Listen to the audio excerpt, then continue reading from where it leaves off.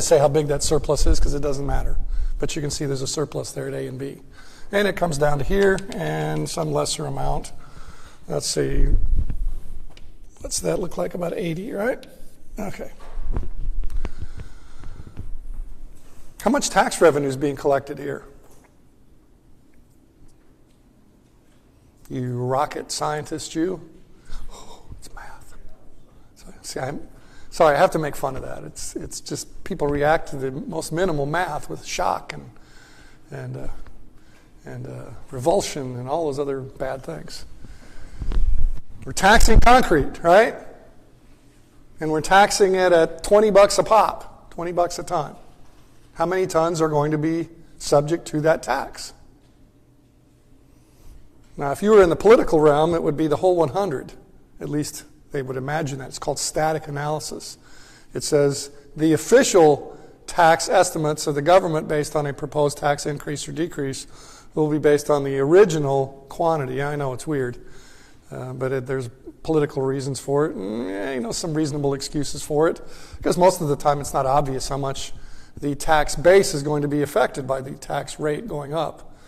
Okay, so that's sort of the main excuse. Is, well, people can game that and make it look better or worse than it really will be. We already know how much concrete is being sold, and so under static analysis, it would be 20 times 100, and that's 2,000, right? That would be the static analysis estimate of the tax revenue. But we know that the tax rate going up from, in this case, 0 to 20, lowers the tax base. Tax base, that's the thing being taxed, okay, to 80. So the actual revenue, in this case, they don't know the 80. The government doesn't know the 80 until it happens. Could be 81, could be 82, could be 75. Economists can predict it. They have models, they predict it, but the old joke about us economists is, what are we going to get wrong today, or put all the economists. Anyway, no more economist jokes here today. I went to an economic education conference half a Friday and half a Saturday, and they had a P.J. O'Rourke comment in there that said, how do you know the difference between a macroeconomist and a microeconomist? Well, a microeconomist is the one that's wrong about specific things, and a macroeconomist is wrong in general. Anyway, that's why, he makes a good living. I tell him, being funny, because he thinks of cute ways to put things. Actually, that's actually true about macroeconomists, because when they try to forecast things, they're almost always wrong, because there are just so many variables in there, and they don't know whether somebody's going to start another war in the Middle East or any number of things that can cause their forecast to go wrong. So macroeconomists typically are wrong in general. We microeconomists are a little better at it. Plus, we cover ourselves by saying, well, on the one hand, this will happen. On the other hand, this will happen. So we usually give several different predictions depending on which underlying factors change. All right, so to recapitulate here, if we did static analysis and we didn't know how much the tax base is going to drop as a result of the rate going up, we would predict a revenue of 2,000. But we know that's going to be on the high side. Why would you think that the political process might be motivated to produce estimates on the high side? Justify more spending. How about that? See, static analysis makes tax rate increases look like they'll generate more money than they really will. Okay? And that's the basis in state and local governments, where you have to have a balanced budget. That's the basis for how much more money can we spend if we raise this tax, right? If we do the static analysis. And the fact that it didn't raise that much money, you worry about that later, right? Right now, it's like, hey, we can do this government program that'll buy some votes. Okay, so later we discover, the tax base went down by this much, and so we generate $1,600, and there's a deadweight loss. Have we done that term yet? I'm asking, not telling. Have we done that term yet this semester? Okay, a deadweight loss is the result of not maximizing the gains from trade. I know we've done that. Consumer surplus plus producer surplus is maximized at the market equilibrium, which was, call that point E here, right? That first point there. Right? Remember, the consumer surplus is demand minus price, talking the original price for the moment. Okay, and then the producer surplus is price minus supply. Now you're saying, which supply? Well, the supply that actually reflects the opportunity costs of producing the good.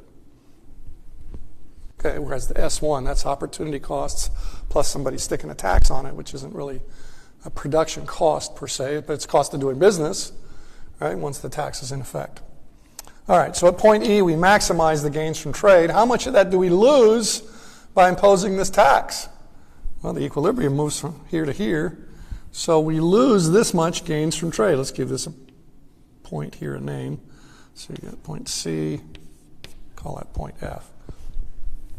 I'll make sure I don't make any bad abbreviations or acronyms with these letters. BFD, that wouldn't be good. Now it's good come out to that. So we've got deadweight loss here of CFE. Can you imagine yourself memorizing this alphabet soup here on the eve of the next test? I hope you can't. Now, what a waste of time that is. But, you need to identify where this deadweight loss is, and then you need to think about what it is that a deadweight loss is, what it represents. What does it represent? Well, we're making 20 tons per year less than before because of the tax. What is that? Why is there a deadweight loss? Okay. Well, for 81, 82, 83, 84, all the way to 100, the value to someone out there is more than the opportunity cost of production. So we forego those gains from trade. That's what a deadweight loss means. Foregone gains from trade. Sometimes the deadweight loss is for overproduction, and that means, in effect, we're giving some back by overdoing it. But in this case, we've fallen short of the efficient amount. Okay? And so we have a deadweight loss, and typically it's a triangle-shaped thing. Why is it triangle-shaped? Well, because the deadweight loss diminishes as we approach what the efficient amount is. Right? The deadweight loss by not making number 81 is almost 20, right? Almost, the difference between these two lines, they're parallel, is 20. Okay? So, and on 82, it's a little less than that. On 83, it's a little less than that. And the deadweight loss from not making the 100th one is close to 0. Okay? So that's the reason, right, thinking about it, understanding it, that a deadweight loss forms a triangle. All right, how big is the deadweight loss? Oh, more math. Oh, gasp. All right, you know how to estimate the area of a triangle, right? Now, if you want, and I think the book gets into this, you can do it the hard way, which could be really hard if there's a big quantity difference here, like this is 100 million and this is 800,000, then you'd have to do 200,000 calculations. But here you don't have to do 20, right? You add the loss from not making the 81st unit to the loss from not making the 82nd unit all the way up to the loss from not making the 100th unit. You have to add 20 things together. But you can just take the area of the triangle and do that instead, and that tells you the same thing. So what is it? 20 times 20 divided by 2 is $200. Right? 20, the height of the triangle. Base of the triangle happens to be 20 as well. Just it's not always going to be the same, right? But in this case it is. Right? The units of price are not often come out the same number as the units of, and it's what, dollars per year. The tons cancel. Anytime you do a calculation, at least for the first time, put all the units in it. Okay, so this, what are the units here? Dollars per ton. Right? This number, anyway, you know that they differ by 20. Let's give this a number here so I don't have to keep, let's make this 91. Okay, so that makes what? That makes the supply elasticity a little bigger than the demand elasticity if I give it over halfway. Right? 91, the price increases by $11 out of the $20 in the short run. Means the buyers are bearing a little bit bigger share of the burden of the tax, which means the supply elasticity is a little bigger than the demand elasticity. Think about that some. Supply elasticity, this being over 90, more than halfway, means that the suppliers have more close and available substitutes for ways to use their resources than the buyers have close and available substitutes for deciding what to purchase to meet their wants and desires and occasionally needs. Okay? If the demand elasticity was really, really, really, really high, it would mean that the price wouldn't go up much at all. Right? Because the buyers would just say, don't increase the price to me, I must switch something else. Okay, close and available substitutes, high demand elasticity. Okay, so here it means the demand elasticity is lower than the supply elasticity. Okay, so paying the tax means this number has to be 71. So the seller is saying, wow, I used to get $80 per ton. Now after I turn over the $20 to the government, I have $9 less per ton than before. Okay, so $91 per ton minus $71 per ton is $20 per ton times 20 tons per year. The tons cancel. Let me go ahead and just do that. 91 minus 71 dollars per ton.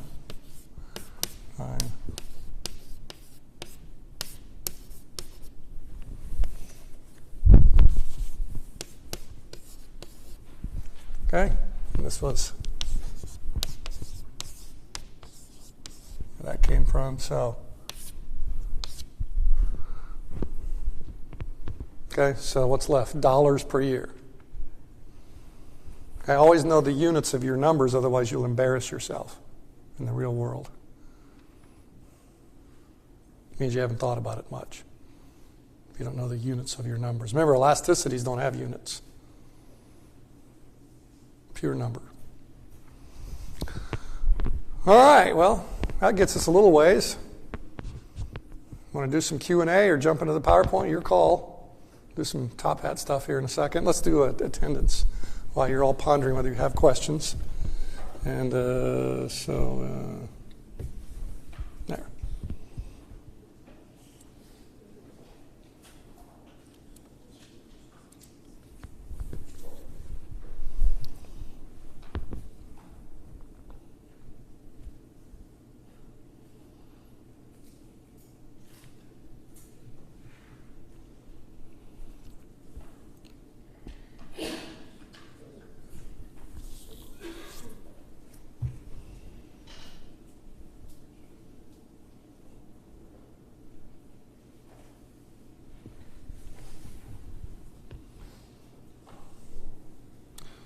Now, when this lecture goes online, sorry about that, I don't know how to adjust this camera. You can see, well, in a minute you'll be able to see that we've got a wide shot. Dr. Merrifield down there. Oh, well. I'll ask Dustin what happened to it when he shows up. And for some reason, I'm no longer getting the emails on when these videos become available. I think it's going into my clutter file. So, remind me. Doc, where's the lecture from the last time I missed class? And somebody was kind enough to remind me to put the Chapter 6 PowerPoint up about 20 minutes ago, or 20 minutes before class. I'd forgotten. So thank you very much for that reminder. Got that out there in time for you to copy it if you wanted to just before class. I'll get as soon as class is over, I'll get the Chapter 7 PowerPoint up there for next time. As you know, the exam will cover 5, 6, and 7.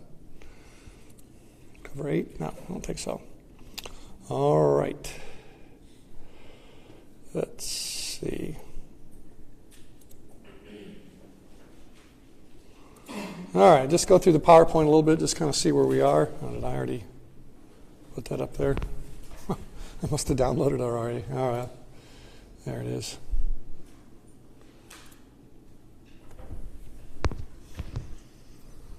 Oh.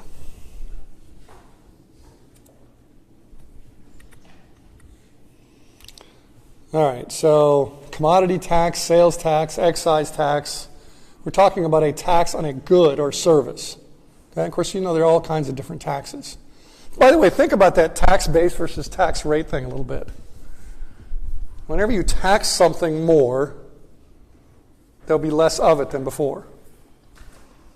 Okay, or well, not than before, than there otherwise would be. Okay, because there are other reasons for things going up that you tax. So let's see. The property tax. What does it tax? Property value, which includes property improvement. So a property tax then taxes you for improving your property, which will cause you to have to pay more tax. The assessor will see that you gave your house a paint job or whatever and raise the assessed value on it. So that discourages that activity, right? How about the income tax? What does that tax? Productivity and hard work and entering the labor force and all of that. right? So there are households that choose. See, the world runs at the margin. So I'm pointing to my word marginal there. There are households that say, if the taxes were lower, both of us would be working, both husband and wife. But because the marginal tax rate is high, the second wage earner says, not worth it for me to be in the labor force. Then I got to pay for daycare and do all these other things, and it's just not worth for me to be in the labor force given how much take-home pay there is from that second paycheck and all the additional expenses that they occur as they're doing marginal analysis, saying, is it worth it? Say, no. Okay? So the income tax depresses labor force participation and work at the margin.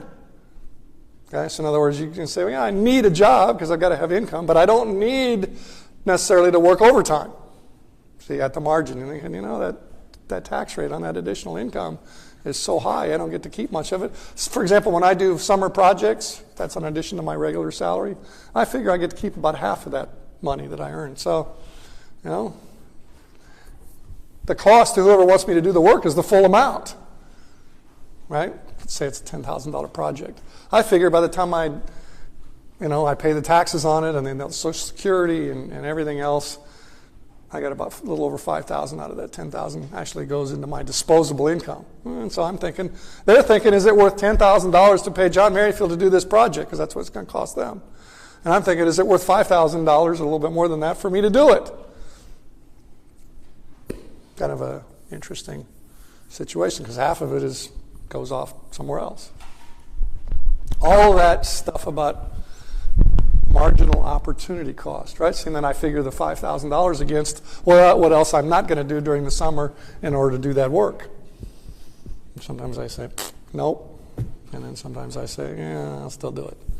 Yeah. Speak up.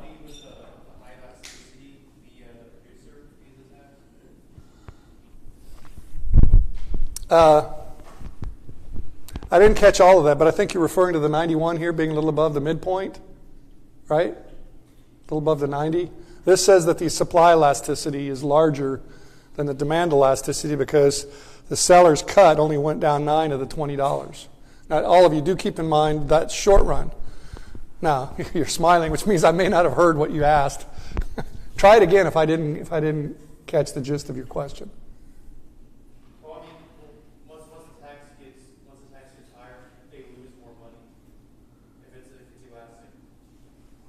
Okay, too many pronouns, and there's two elasticities, supply elasticity and demand elasticity. So who's the they, and which elasticity are you talking about? Okay. Yeah, okay, so the producers, that would be the supply elasticity. Yeah, see, if they have a high price elasticity of supply, that means if a tax is imposed on concrete, they can use their resources to make something else to avoid having to suffer that loss of price per unit net after the tax. Okay. Any more questions? Remember, that's why we come here.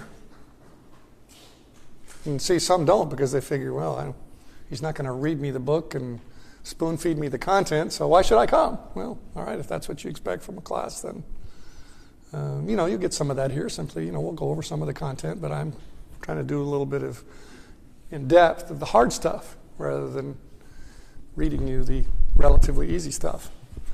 Scarce time, right? Can't do everything. Okay, so let's just move on here. These are things that we will talk about, and if I don't, then remind me, and I will. Okay, the tax does not depend on who writes the check to the government, right? You're either going to get this, what I've drawn up on the board, from the seller paying the tax to the government, right? Collecting the money, actually writing the check. Or if each of us buyers has to turn over the money to the government, then there's just going to be a reduction in demand. We'll see that in a minute here. What I did on the board was this. Okay, so we started there. Whoops, mine is point E. Use different letters. Okay, and then there's a shift by the amount of the tax. Okay, again, it's all in the book. So just trying to say, where'd that come from? Here's where it came from. Okay, graph right out of the book, just with some numbers on it. All right, and oops. See, price received by the sellers, that's the 71. It's going to be, right, they've got to turn over the tax dollars per unit, And you're thinking, well, why do they owe the government $20? Well, that's what the tax is. No, not just the 9. Okay, but the whole 20. Oh, I mentioned that this is correct for the short run. Now, how long is the short run? Not enough time to rebuild facilities, not enough time for additional sellers to enter the market. Okay, or exit the market for that matter. That's how long the short run is. In the long run, what happens here, based on your knowledge of shifters, that will probably impose nearly all of the tax on the buyers. So you're right, in the long run, if that tax goes into effect, the buyers are going to absorb all of that. Which shifter? Name that shifter that's going to drive that result. Not all questions are rhetorical. Actual answers are desired. Got to yell over the noise. Decrease in supply. Right, why? Huh? What's the basis of firms entering and exiting markets? The belief that it is profitable. What just happened to the profitability of concrete? Yeah. They were getting $80 a ton, now they're getting $71 a ton. 71? I thought it was 91. No, well, 91 is what they got to charge, but 20 of that is not theirs to keep. Okay? So the profitability is taking quite a hit. Okay? So the marginal sellers, there's that ugly M word again. The marginal sellers, those that are just sort of barely getting by at the $80 a ton, are saying, I'm toast. At $71 a ton, I've got other better things to do, or I just can't even survive at that price. So exactly right. The supply will shift to the left in the long run because of the reduced profitability until the profitability is restored. Right? Until the profitability of concrete is once again comparable, adjusted for risk, to profitability in other sectors of the economy. See, that's where the $80 came from. This $80 price, an equilibrium price until the tax was imposed, was based on sellers, marginal sellers. Not all of them are thinking about which industry to be in. Some of them just love making concrete. But at the margin in any industries, there's always resources, always sellers that could be doing other things.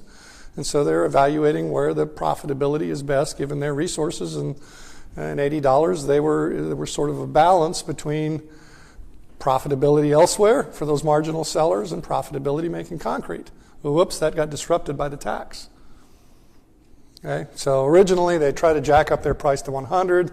That creates that surplus A, B. Then the price goes down to a new equilibrium, 91 in that graph. And at that price, net of tax, which price is 71, net of tax, that's less than before. Some of the sellers say, bye-bye. I'm either bankrupt or I'm going to move on and produce something else, a production substitute. Questions, comments, thoughts?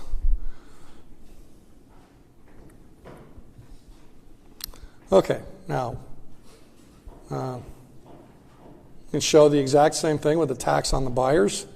Show that on the graph here first, and then if you want, I can draw it on the board. Starting point's the same graph.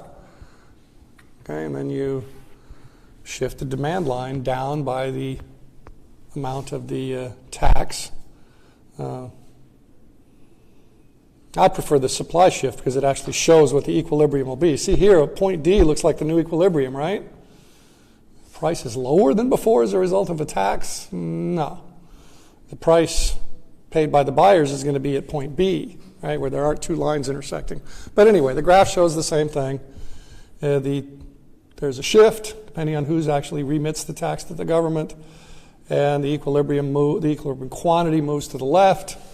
Okay, the new tax base, and the two lines will be separated by the amount of the tax. And then in the long run, in the short run, okay, so let me back up a little. There's an immediate effect. Okay, the price rises by the amount of the tax. There's a short run effect. The price rises by some in-between amount. And in the long run effect, it probably rises by the full amount. See, there's going to be, how far is the supply line going to shift? Well, until right there probably. How so? Well, because now 100 is the price, and after remitting the tax, the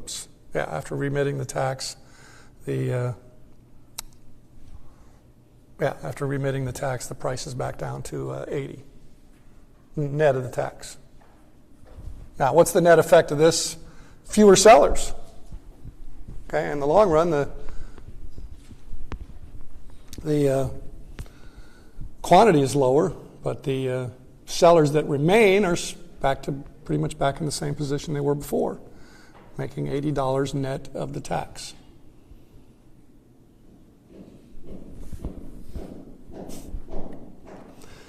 All right.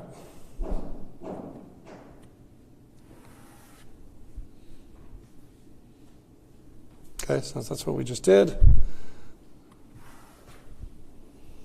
All right. So either way, you end up with in the same place as before. Okay, now we got into this a little bit here before. Who pays the tax? Okay, who pays it? I mean, who ultimately bears the burden is what that means.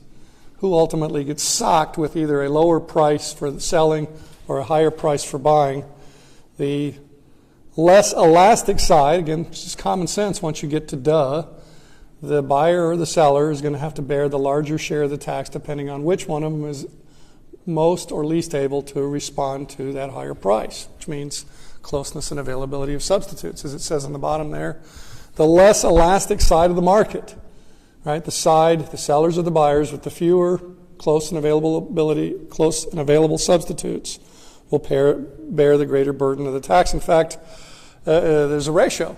You just take the supply elasticity divided by the demand elasticity, and that tells you how much bigger the buyer's share of the tax is. Okay, so if the supply elasticity is twice as big as the demand elasticity, the buyers will have twice the burden of the tax as the sellers. So, for example, in this case, suppose that's the case. Okay, the supply elasticity is twice the demand elasticity. The buyers will have twice the burden. So what would the price be then? See, translation, right? So you read that in your notes before the test and you think, okay, cool, I got that memorized. Okay, then the next question in the test is, okay, so the price will be, and you go, well, I memorized it, but I don't understand it. Ah, well, let's see. The tax burden is $20. Okay, how would the buyers have twice the burden? Well, let's see. What two numbers add to 20, one of which is twice as big as the other one? Oh, you'd have to divide it into thirds, right? Okay, so the price would have to go up by 2/3 of the 20. All right, what's 2/3 of 20? 20 divided by 3 is 6 2/3 times 2. That would be 13 and a third. Right? So the price would be $93.33 if the supply elasticity is 2 and the demand elasticity is 1. Okay, and there's going to be one calculation on the PowerPoint here in just a second. And I want you to think about that for a minute. Be students, not stenographers. Ponder that for a moment. Okay, the buyers have fewer close and available substitutes. Their price elasticity of demand is 1. Okay, a 10% change in price will yield a 10% change in quantity. That's what that 1 means. The supply elasticity in our example is 2. So a 10% change in the price to the seller will change the quantity supplied by 20%. Right, that's where the 2 comes from. No units, percentage change divided by percentage change. Okay, and that will mean that the price will rise by 2/3 of the tax amount. Right, 2/3 on the one, 1/3 on the other one. The one burden is twice the other one. Okay, we'll see that here in some calculations in a minute. Okay, sellers will bear a lot of. Cannot say the word available or burden today for some reason. Okay, so we said all of this, but the reason I'm showing it to you is so you can read it and, oh, Doc, I don't remember you saying that. Well, I said it in maybe different words. So ponder whether that makes sense to you based on what I just said or if it needs further clarification.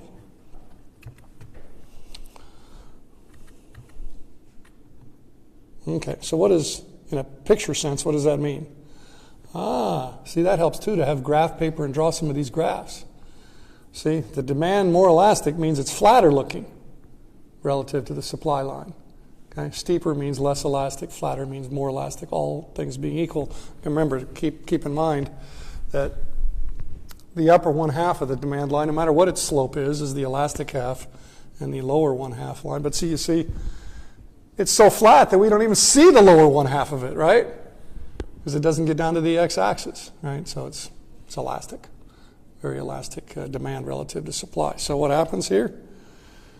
Say we put on that tax there, okay, and you see the price from A to B only goes up a teensy-weensy bit. The seller gets stuck with most of this tax. They cannot pass very much of it on to the buyers because the flatter looking demand line says the buyers have lots of close and available substitutes.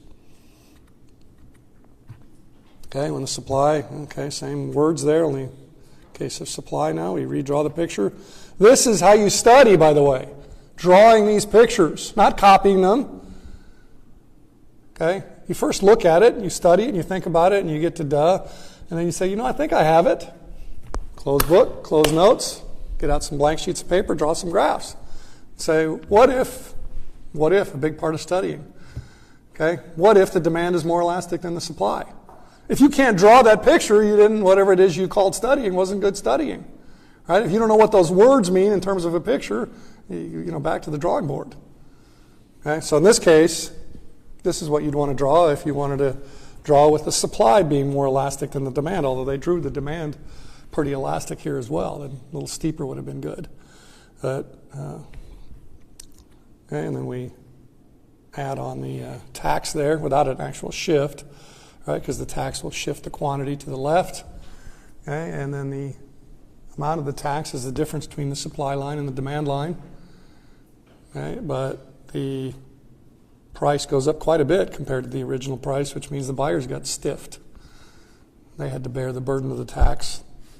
They couldn't dodge it very well because they didn't have close and available substitutes. The sellers did. Okay, see, there's that formula that I just spoke in words. The burden of the tax is the ratio of the two elasticities. And make sure you get the right one on the top and the right one on the bottom. Again, you want to try to memorize it? I wish you wouldn't. We're not about playing a game here and trying to get from one thing to another. We're trying to develop our intellect. Right? So why is the demander's share, the buyer's share, the supply elasticity divided by the demand elasticity? Well, because when the supply elasticity is bigger, the buyers bear more of the tax. It should be that way.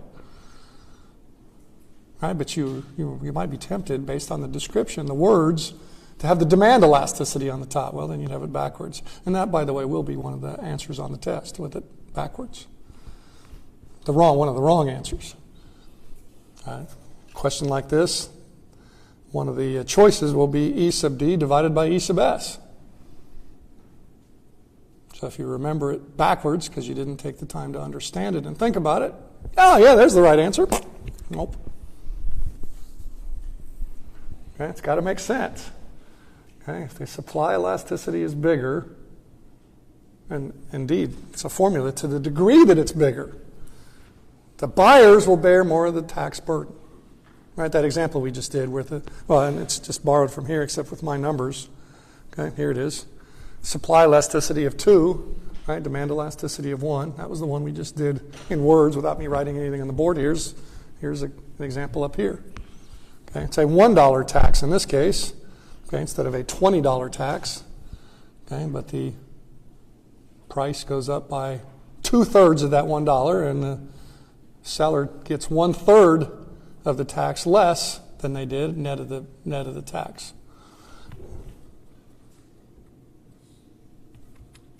Okay, so the price will go up in the short run by 66.6 cents, and the sellers only suffer a 33.3 cent drop in price after remitting the tax.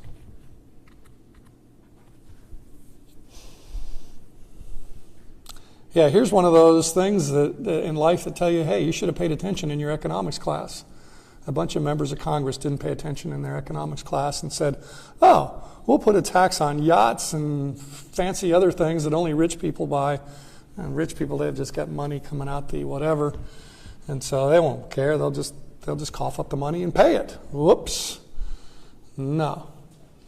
That didn't happen. It turned out the demand for these products was relatively elastic, and the people that took the hit, that bared the burden of the tax, were the sellers, in particular the employees of the sellers. The sales of luxury goods fell quite a bit as a result of the tax. Part of what has to inform that is that a lot of these goods are sold to so-called rich people that most of us don't think of as rich. Do you know that the top 5% of income earners start at about $120,000 a year? Does that sound rich? Well, I mean, it's a lot. Yeah, I'm sure we all wish we were making that much, but we're not talking millionaires. The millionaires in terms of annual income, they're such a tiny fraction of the population. It's not worth doing anything in terms of policy because of them. Although it is true that the top 1% of income earners bear about 40% of the tax burden from the federal income tax. 40% of the money that the federal income tax collects comes from the top 1% of income earners. So, you're thinking, let's tax the rich. Well, they're already pretty heavily taxed. And you end up with stuff like this. Okay, you tax them, and then they just pass the tax on. Okay, or in this case, some of these so-called wealthy were making, a couple $100,000 a year, and they were thinking, okay, let's buy a yacht, and wow, a yacht, that's pretty expensive. And wow, now the price is way up because of this tax, so nah. Okay, we're not just talking about billionaires and multimillionaires buying yachts. They probably didn't care about the 10% tax. But a lot of the so-called rich aren't all that rich. And the ones that are really rich, when we think about that term, there aren't enough of them to drive too terribly many markets. Okay, here's one of these Laffer curve deals. Laffer curve, not laughter curves. Arthur Laffer, Laffer, that says at some point a tax rate increase will actually make less money for you. Let's add a number to my graph up here, and there'll be some others that'll come up later on. We need this number up here for my example. Let's see, what's a good number for that? Let's see, about 140. A tax rate of $110 per ton will yield zero revenue. Okay? So if that's true, and of course a zero rate yields zero revenue, that means that we can draw a Laffer curve. Looks like this.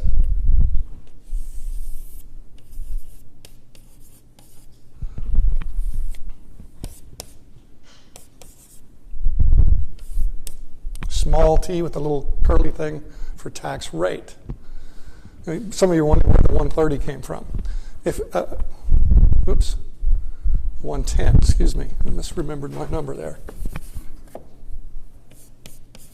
Okay, so where does the 110 come from? Okay, we're going with the original supply line based on the actual costs of making the concrete. If we put a $110 tax on it, it will start here, right? It'll shift up by 110. Now the equilibrium quantity is zero. Okay? Not going to get any revenue from taxing nothing, right? No matter how heavily you tax it. And typically, at least for a commodity tax, the revenue maximizing point is right in the middle, so it would be at $55 per ton would maximize your revenue. Is that what you want to do, is maximize revenue? No. Notice that the line starts to get pretty flat there. That means the last increments of revenue as you approach the revenue maximizing rate take a lot higher tax rate to get just a little more revenue. And you keep going, you'll actually leave the revenue lower. So just noting that there's a rate that yields zero revenue, other than a rate of zero, is proof that that's the Laffer curve there. Looks like that. Now we got some other graphs that are nicer looking than mine coming up here. Anyway, here on the slide, the tax was originally projected. See, that's where that. Okay, good. Projected. See, that's where that static analysis thing that I was talking about coming in. That's what they do. That's the law for the federal government, and I think for all states, is that for taxes proposed to increase, that you use the original amount sold, if it's a commodity tax, as the basis for predicting the amount. So, see, they thought these rich people wouldn't buy much less of these items with the 10% tax on it. So based on that, they said, this tax will generate $9 billion over 5 years. And we're going to soak the rich. Whoops. Sales of boats went down 52.7%. Wow. Luxury boats. 30,000 jobs. Wow.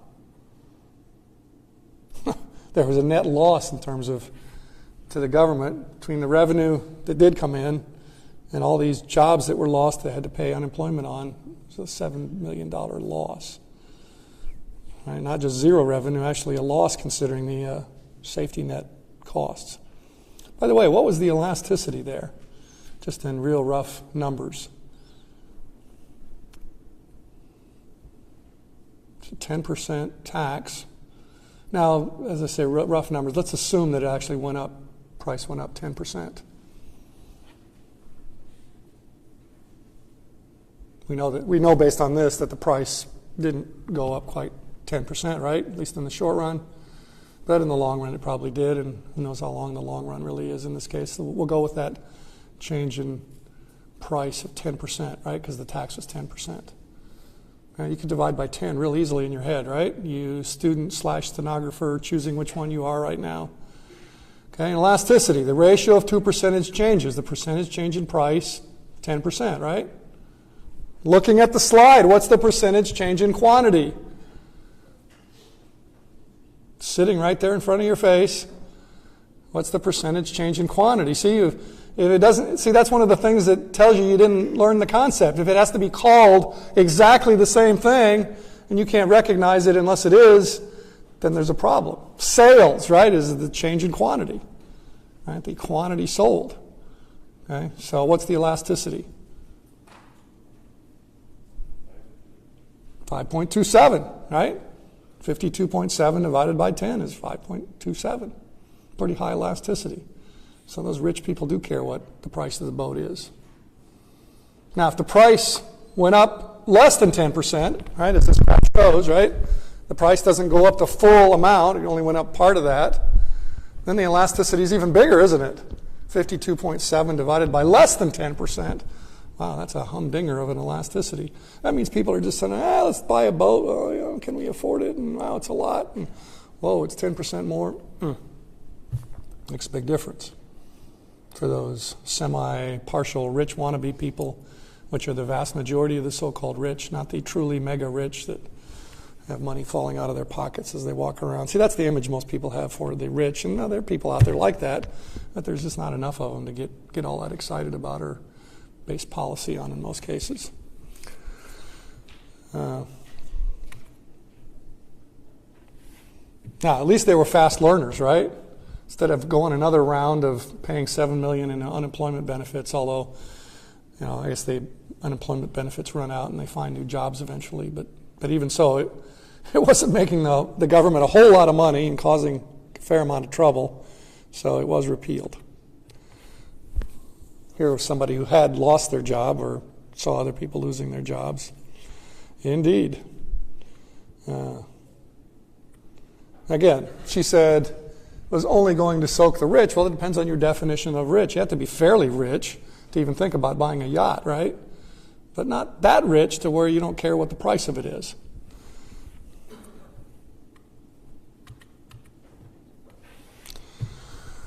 Let's see. Let's figure out. Let's do this one more time. Only, let me just leave that one up there and draw another one. Go over here.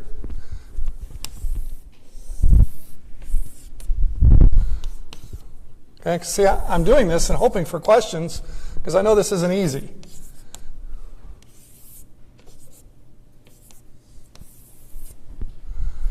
And let's see. This will be. All right.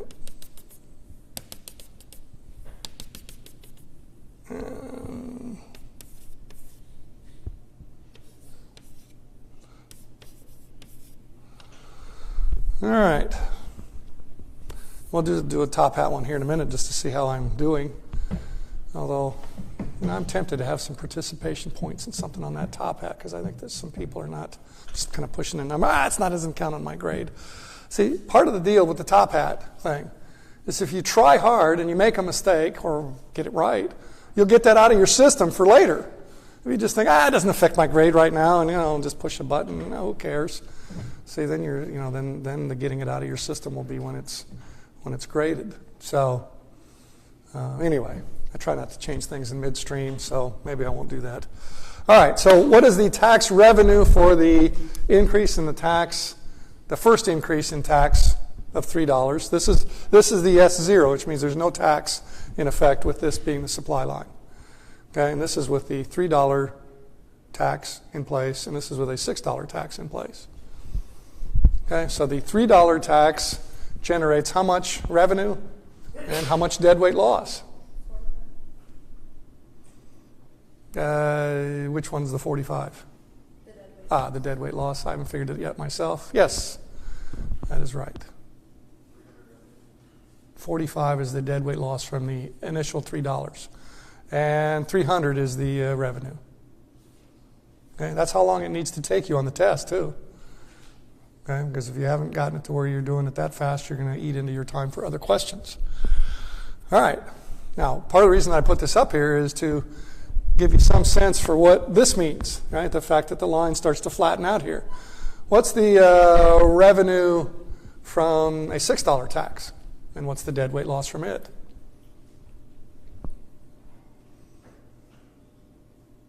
Okay, remember, keep those. Now, let me just go ahead and write them down here so we don't have to struggle to keep them in mind. Okay, DWL with the $3 tax, that was $45. Tax revenue equals 300. Okay, so the DWL, deadweight loss. By the way, get used to this abbreviation. Sometimes I get lazy and I just call it a DWL, like on a test question, I forget to spell it out. Okay, so deadweight loss.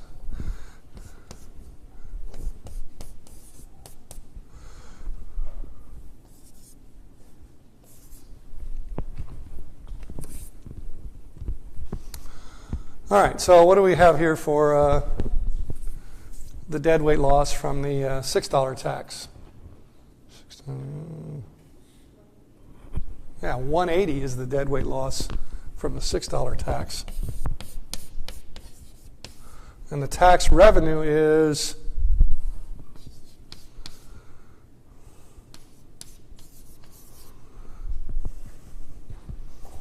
okay, now you're thinking, well, 180, where does that come from? Okay, deadweight loss number 2 is this right here, right? From 70 to 130, the value of the good is more than the opportunity cost of making it. Okay, and defining the deadweight loss. As a 6 dimension on the one side, right? Because the lines are parallel. 6 on the one side, and then 60, 130 minus 70 on the other side. 6 times 60, 360 divided by 2, 180.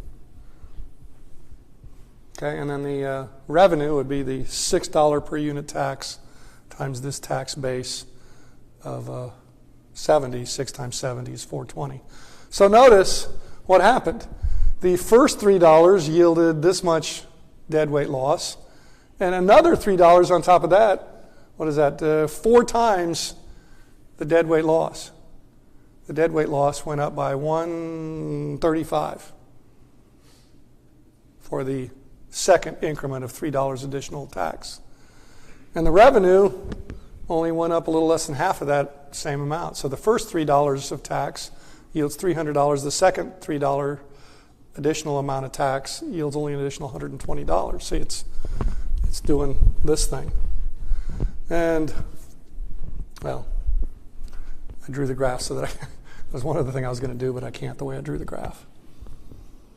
Questions, comments, thoughts? I know this is in the land of mystery, dumb, because there's models and numbers to crunch and all that. Yes? Where did you get the deadweight loss 3 from? Right here. Okay, so we maximize gains from trade at 130, and the tax pushes our equilibrium to 100, which means for 30 more tons, the value of the good was more than the cost of actually producing it. Okay, so 3 times 30 is 90, divided by 2 is 45. Don't forget to divide by 2. That's also going to be one of the wrong answers on the test, is if you forget to divide by 2. You divide by 2 because otherwise it'd look like a square and you'd have twice the actual loss. See, not dividing by 2 means that you're assuming that the loss on each unit is the same as the loss on the first one. Right? The first one, the loss is this.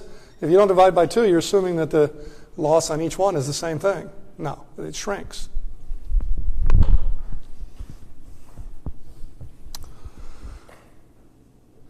Okay, it creates a wedge between the price that buyers pay and the sellers receive. Right? Buyers pay that price, sellers get that price. The wedge. Okay, so each additional increment of tax yields less additional revenue and exponentially more additional cost to the economy. And see, this deadweight loss, that doesn't even include other costs of the tax. That's just the cost of making that market less efficient. There's tax evasion, right? That has to be policed, right? We have to make sure that people are honestly reporting the amount of tax that they owe. And then there are effects of tax avoidance, which is legal, right? Tax avoidance means you just decline to do whatever is being taxed, but that has some consequences sometimes that we don't like. Okay, so that's problematic. And plus, there's the main effect of the taxation that we've transferred income from private individuals to the government, and we can't take that lightly. Right? The people have to have money to live on, and tightening their budget is a consequence that we value negatively as part of deciding whether to create or raise a tax. All right, so we're going to do this a little bit here, and then we'll take our last minutes for top hat stuff. Okay, but here's the drawing that is a much nicer, neater looking version of what I did there. Okay, it's the same thing, just in case you were unsure of that. Now, I didn't do the consumer surplus, but it's the same as before. It's the demand minus price, and then the seller net price minus supply is the producer surplus. Jonathan, right? Yes. Okay, the deadweight loss is you're short of, or in some cases past, the most efficient point. Okay, because of the tax, we're going to be at 100 quantity produced instead of the 130 that we were at before. And the next 30 units, 30 more, would still be efficient to produce because the value of them is more than the cost of them.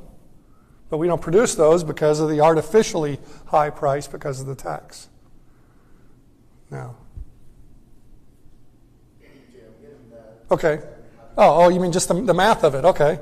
Well, once you've designated what it is in the graph, then it's just a question of finding the dimensions of it and finding the area of it. Okay. So the dimensions this side is 3, right? Because the lines are parallel and it's 3 here. Okay. And then this side is your 30 there. So 3 times 30 divided by 2 is 45. Yes.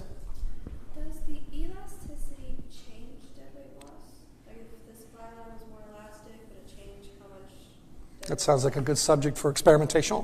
I suspect that it does. For example, I think if you drew both of the lines flatter, what would it do? It would squeeze that triangle, right? So all of the different permutations of how one being bigger or smaller than the other, I'm not sure if some increase it or decrease it, but I can tell you, that just looking at that, if we made both of them flatter, that that gray triangle, that's the deadweight loss, would shrink. I think. No, it wouldn't. No, see, that's the reason to draw it and to think it through. The reason it wouldn't is because the tax would push the triangle further that way. Right? If the lines are closer together, right, then the tax would shrink the quantity more. And so what would happen if they were both more elastic, which means flatter, is the triangle would be sharper, longer, and more pointed. And I'm not sure whether it would be bigger or smaller in area. See, but that's one way to learn it, right, is to do some of those what-ifs. And if you're comfortably redrawing the graph and doing all that, say, hey, you got it nailed. But if you're, well, how does that make me redraw the graph? Then, you still have a little more work to do. That's how you tell those sorts of things, whether your brain is attaching to it or whether you just think you have it. And speaking of which, on that note, that's what the top hat questions are for. So we'll, in terms of the PowerPoint, we'll pick up from here next time. And we'll go on to the PowerPoint here. I'm sorry, go on to the top hat questions. There they are. And don't forget to, or if I forget, remind me. Close this out.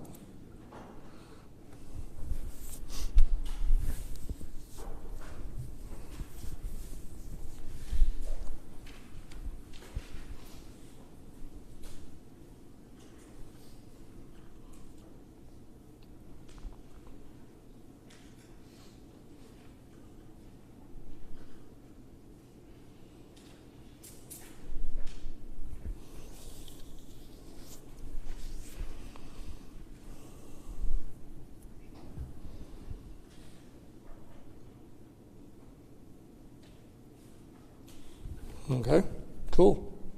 All right, what happened? I went up to 91%. Oh, okay, somebody changed their mind, or a bunch of people changed their minds. All right, good enough. All right, now, I do love question protests, so you might have picked B and thought, nah, he didn't say whether this was immediate or short run or long run, so yeah, if you'd picked B, that would be a reason you could protest successfully and win the points. But the best answer is A. It does depend on the demand and supply elasticities, as we were just discussing. Okay, and it explicitly does not depend on whether buyers or sellers pay. That was in several of the previous slides and in your book. More than the deadweight loss. I don't know what that means. Nothing that I know of. Had to fill a space. Had to write something. Somebody still thought it was worth picking. 4 people did. Okay, so 10 of you were sort of on the right track if you were thinking immediate versus short run versus long run. What would it be true for? For immediate, right? B would be true if it was immediate. The immediate effect of the price is that it equals the size of the tax per unit. All right. And while you're pondering that one, I will... Oops.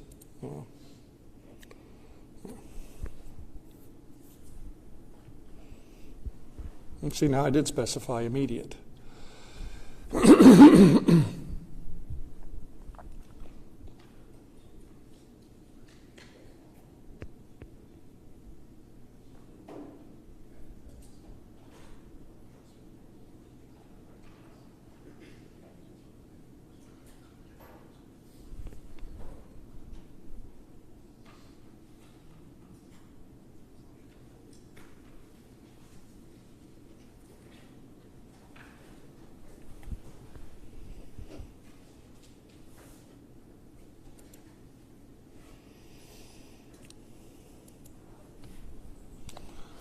All right, so there you go. What about answer C? Well, that was the point in the book that it doesn't depend on who pays, right? Depending on who pays is which line shifts. Okay, if the buyers pay the government the money, the demand line shifts. If the sellers pay it, then the supply line shifts. Okay, and a surplus, right, that was that thing we did here. Immediate effect is for the supply to shift and for the price to go up to 100, but then that yields a surplus, that AB thing there. All right, moving right along. And this is all fishing for questions. See, you thought you had it, and maybe you didn't, or you're going, yeah, I think I nailed it, right? So either one. Okay, so there'll be a graph there for you to have to click on to answer this one.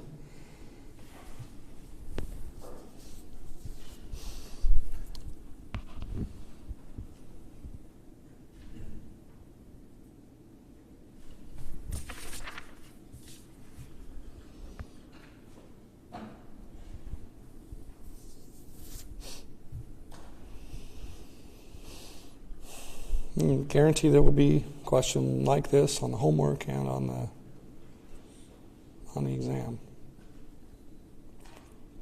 I love my models.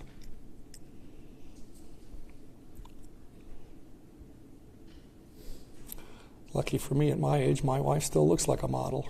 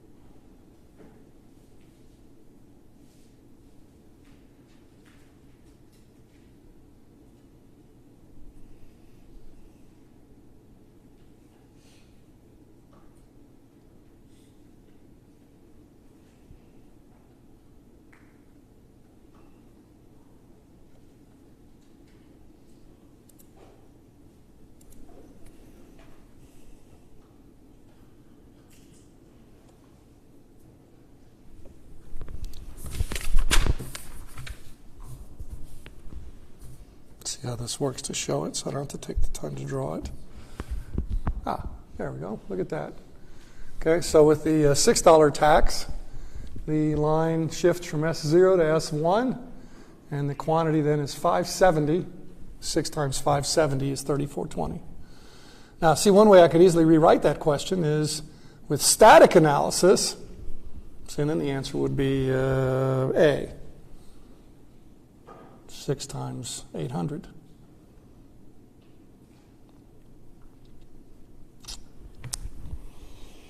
All right, using the same graph, moving right along. I better go back to PC here.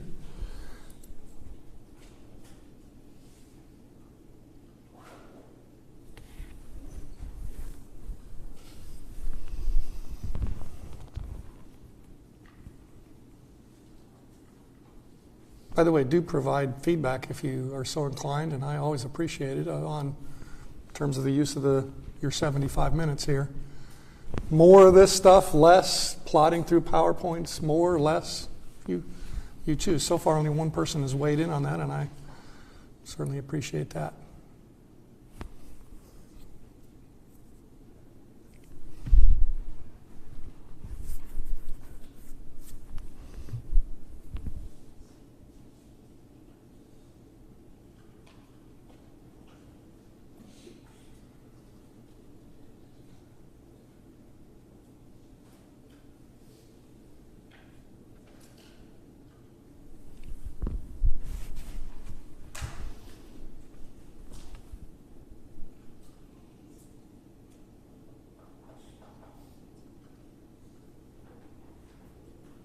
See, it's lagging a little bit more there. That means some of you are, thought I had this nailed.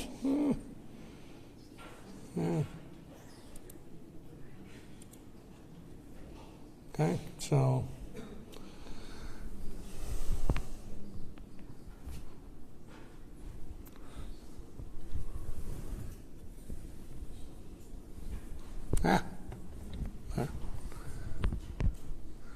going back to the graph.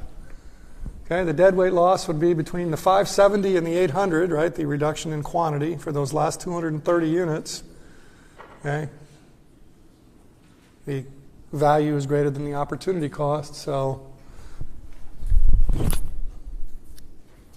here's your dead weight loss in here. Okay, and so 6 times 230 divided by 2 is 3 times 230, which is 690. All right, and last but not least for today, last one, whoops. No, I forgot to check how that looked. Okay, well, good. All right, so the vast majority there, the rest of you speak up or back to the drawing board or both.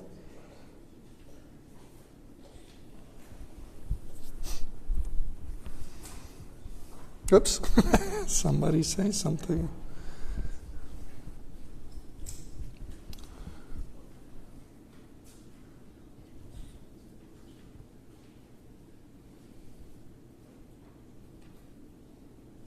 You liked it better when the graph was up there, huh? Forgot your little device today. It'll be back up there in a minute.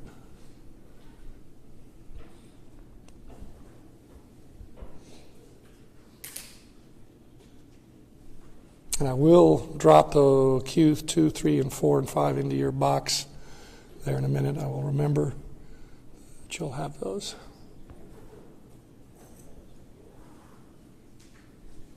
Someday I'll become astute enough with this technology. I'll have one on the one screen. I'm sure there's a way to do it, but call me Dino in terms of technology, as in dinosaur.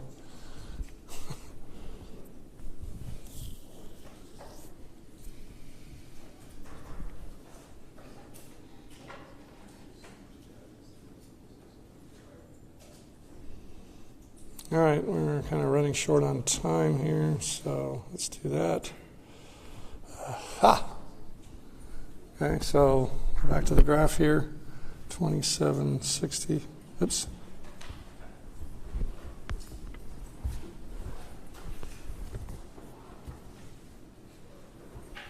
Well, it doesn't want to go back to the document camera. There we go. All right, so The deadweight loss with the $12 tax is that area there, the big old triangle. So 12 on one side times 460 on the other side divided by 2 is 2760. Notice how much increase in deadweight loss. See this number here at the 2170? That's the difference between the two deadweight losses. All right, the second increment of $6 increased the deadweight loss by 2170, whereas the first one only increased it by, I think it's 2070. I misadded. Anyway, 2070 versus 690 for the original. See you next time. We'll finish up Chapter 6. Homework on Chapter 6 due as usual, sort of. It's not always every week, but most weeks, Sunday midnight. Hey.